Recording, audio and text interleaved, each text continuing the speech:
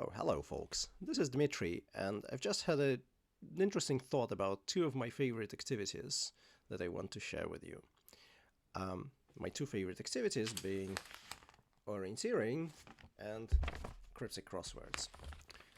Now, both of those are viewed as somewhat geeky pastimes, and wherever I tried to introduce my British friends to orienteering, I often heard things like, this is too hard and my brain doesn't quite work like this.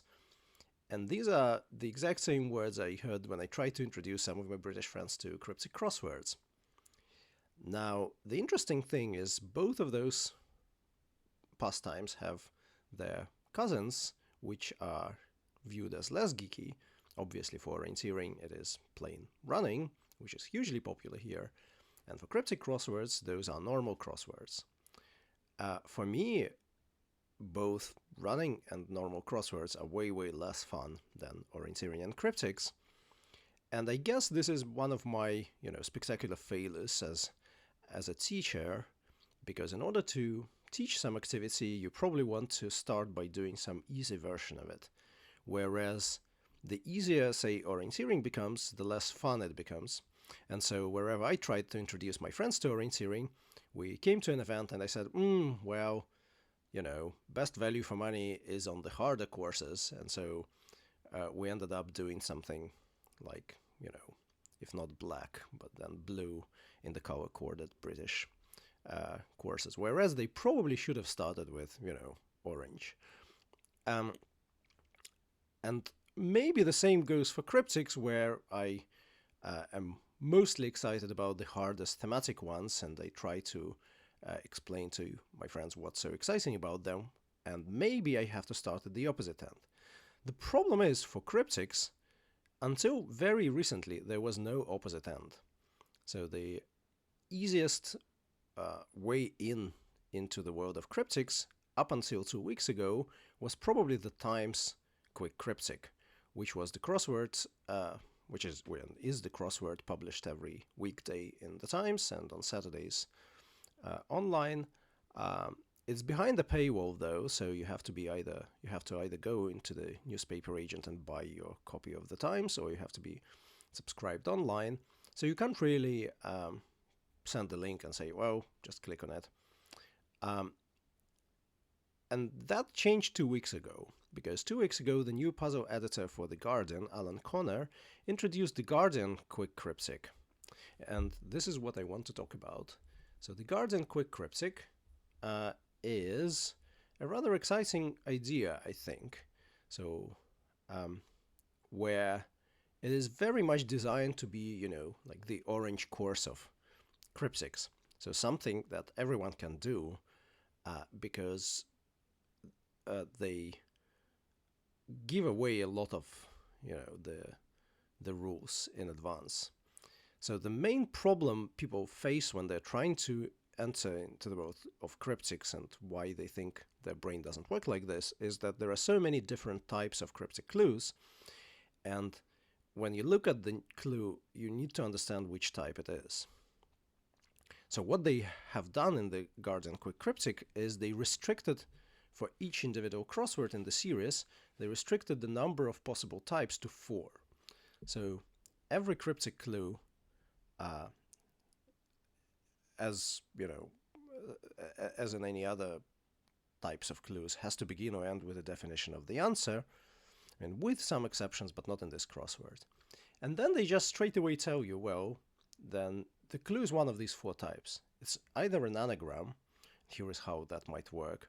So it has to be consist of some anagram of the answer, that is sometimes also called anagram fodder, and an anagram indicator, so a hint that there is an anagram. So here is an example. Senator arranged crime. So here the word arranged is an indicator, and so it tells us that we need to mix up the letters of the word senator, and then we get crime, the crime being treason. The second type is hidden word. This is where the answer is just hidden, written in exactly the same letters, in the same order in the clue. So it also has to be indicated. The typical indicators are some, somewhat, in, within, hidden.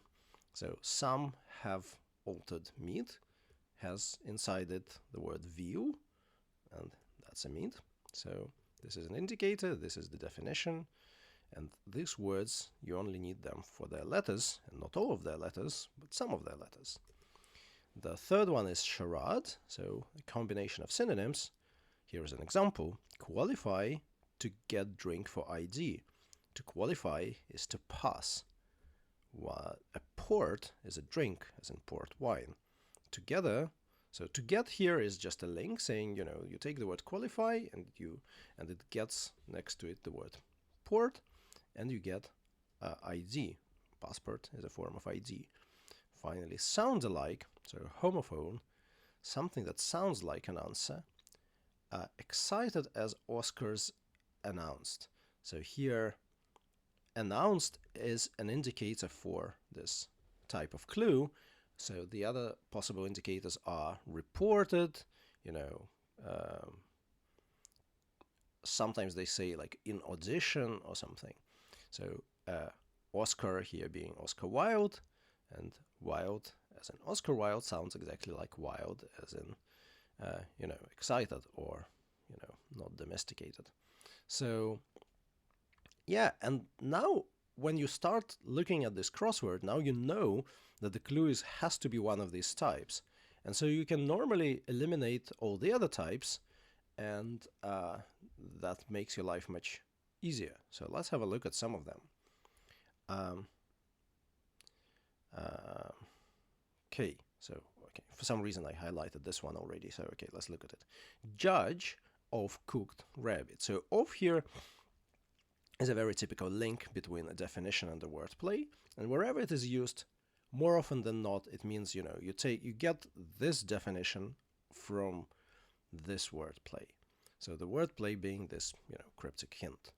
So we need a word which means judged, which you get from cooking the letters of the word rabbit. It's not too hard to arrive at the word arbiter. Now, limit unwarranted generosity in part. So here again we're looking for something that indicates one of these four types. Here in part suggests that we need not the whole unwanted generosity but just a part of it. And whenever you see that, you always have to look at the border of two words, if there are two words in the wordplay bit, because there couldn't be any extra words in the wordplay. So for example, if it was just somehow inside the word unwarranted, then this word generosity would be just completely extra in the clue, and that's not how cryptic clues work. There is no, every word has to be has to have some meaning as either, you know, a link maybe, but you know, you couldn't just remove it and you know the clue. If the clue is still valid with the word removed, that's probably not a very good clue. We hear Monday and Sunday cause confusion. Not even sure I know that. I mean, presumably it's something like, oh, okay, yeah, it's days, right? So Monday and Sunday are days, and you need a word which sounds like days. So we hear here is an indication that it's this sound-alike type of clue. And what I want to maybe, I probably want to stop here because I don't want to make it a longer video, and I want to encourage you to go to the Guardian Quick Cryptic website and try to continue it, especially because in the Guardian you can also like check things, and if you're stuck somewhere you can just review this, and so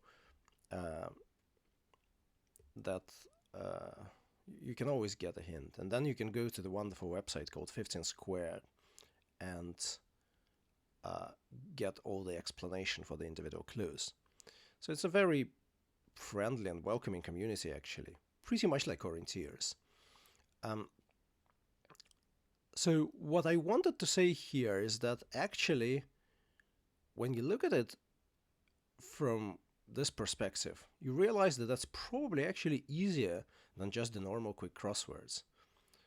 So why is that? Well, if it were a quick crossword, what would be here is just judge. And then sort of go figure which of the synonyms to judge that could be. You know, referee is also 7 letters. But in cryptics, you have two ways of getting at the answer, of arriving at the answer. So here we told that, you know, this judge consists of cooked rabbit. So, yeah, you immediately arrive at arbiter. So the cryptic clues, unlike the quick ones, could be solved on their own.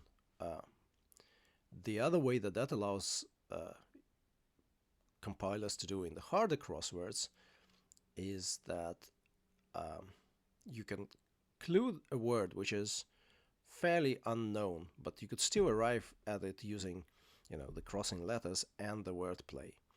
And this is something that typically is impossible in quick crosswords. So, in other words, I think they're more educational, they're more fun, and they really are worth investing this little bit in, you know, getting your cryptic knowledge and cryptic vocabulary to be able to recognize these types of clues. And of course, there are many other types apart from this 4. So you can then look at the quick cryptic crossword number 2 from last week, and there will be different set of 4 mechanics of how the wordplay might work. But because there are only 4 of them, each individual crossword is easy.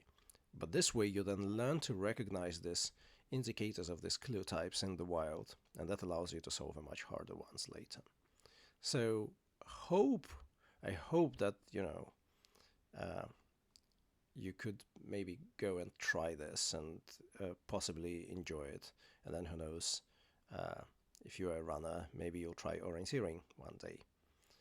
So this was a unpaid advertisement for unpaid advertisement for 2 sports. Thank you for watching. Bye.